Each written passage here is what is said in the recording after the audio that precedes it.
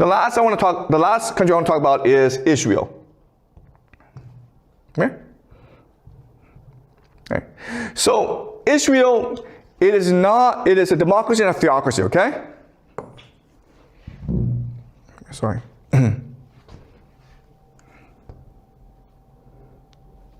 Okay, so it is a democracy as well as a theocracy.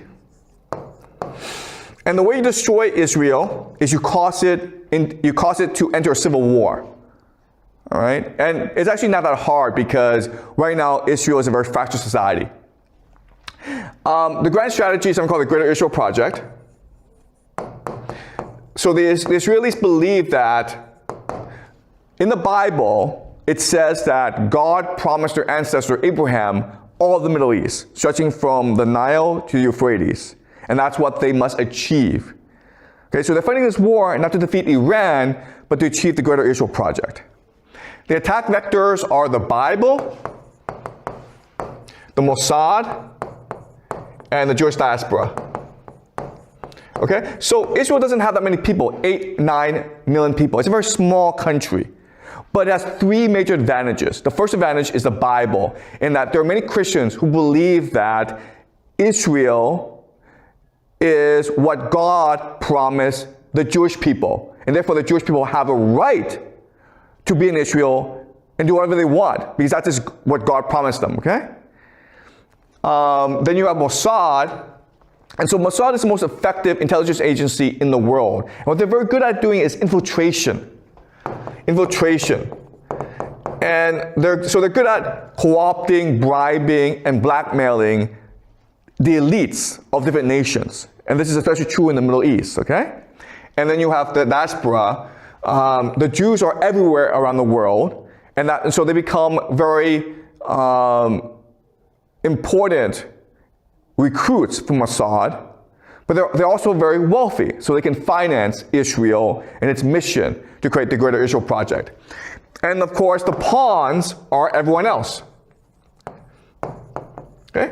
So Mossad is very good at infiltrating different nations and creating conflict in those nations in order to benefit Israel. All right? Okay. So this is the Greater Israel Project, and this is the end goal of the Israelis. All right? So the Greater Israel Project stretches from the Nile to the Euphrates.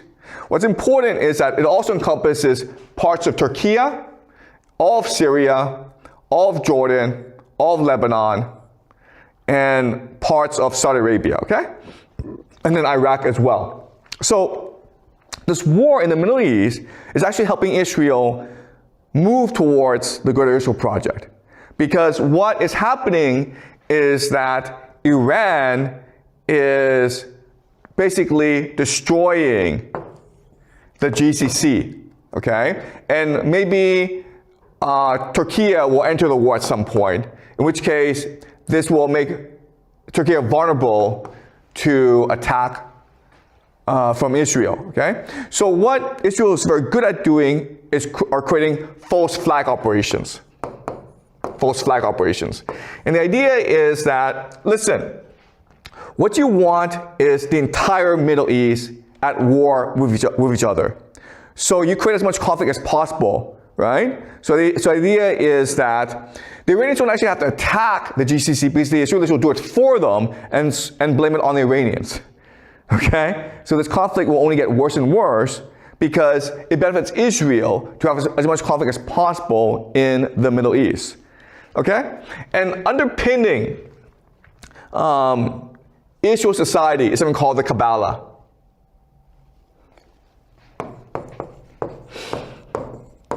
Okay? So this is something called the Tree of Life, and I'll explain more later on in the semester about what the Kabbalah is, because it's very important. But there's certain things I'll point out about the Kabbalah, okay? The first thing that I'll point out is that in the tradition of the Kabbalah, there's only two things that matter. There's the creator and there's the created. Okay? In other words, Israel does not care about the world. Israel only cares about its relationship with God. As long as Israel is favored by God, they're happy. Okay? That's the first thing I'll point out. Second thing I'll point out is that this Kabbalah, the tree of life, it is the basis for the entire universe. Okay? This Kabbalah shows you where the universe came from and where it's going. And the main logic of the universe is the movement of thesis, antithesis, and synthesis. Okay? This is the fractal that underpins the tree of life, which underpins the entire universe. Okay? You can see how you have these fractals going on. Okay? Okay? So in other words, what the people who believe in Kabbalah believe is that there is an inevitable process to the universe. And you can't stop it. What you can do is you can accelerate the process. All right? So if the movement is thesis, antithesis, synthesis, one way to understand this is for us to be good, we must first be evil. Okay? Because what evil does is it annoys God, and God punishes you, and then you seek forgiveness from God, and then God forgives you, and then you become better. Okay? But the thing to remember is you must first commit sin in order to redeem yourself. And you can't stop this process. What you can do is you can accelerate this process. So this is very different from the Russian tradition. The Russian tradition believes in the concept of the katechon, right? Which is to stop the Antichrist, which is like, let's stop people from behaving badly. Whereas the people in the Kabbalah believe, no, it's important to behave badly because that is the path to God. That's the path to wisdom. That's the path to enlightenment and redemption. Okay? It's something that we'll discuss more in the future, okay? And this helps us explain why Israel is behaving the way it is behaving in the Middle East. First of all, what other people think of Israel doesn't matter. What matters is God, okay? What God thinks of Israel. Second thing is that it's important to do evil in order to ultimately redeem yourself from this evil. And the only force that can redeem you is God, okay? So Israel is committing all this evil because then God will humble Israel by sending the world against it, and then the Israelis will beg for forgiveness, and that is what will cause a reunion between the Jewish people and God, okay?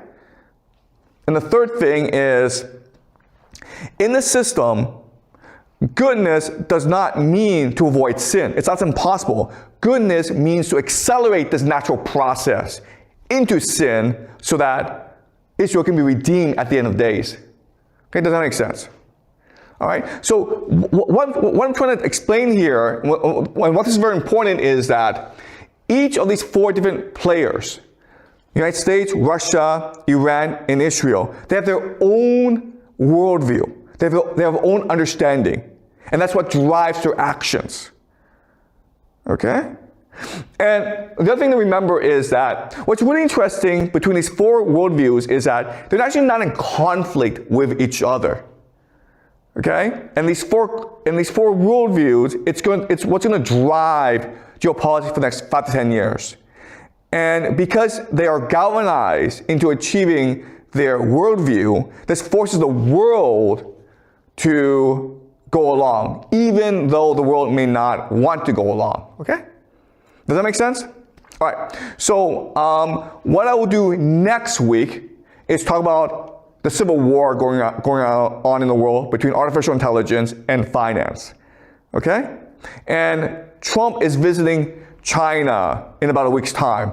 So we'll also look at the relationship between the United States and China as well. Okay? Any questions? All right.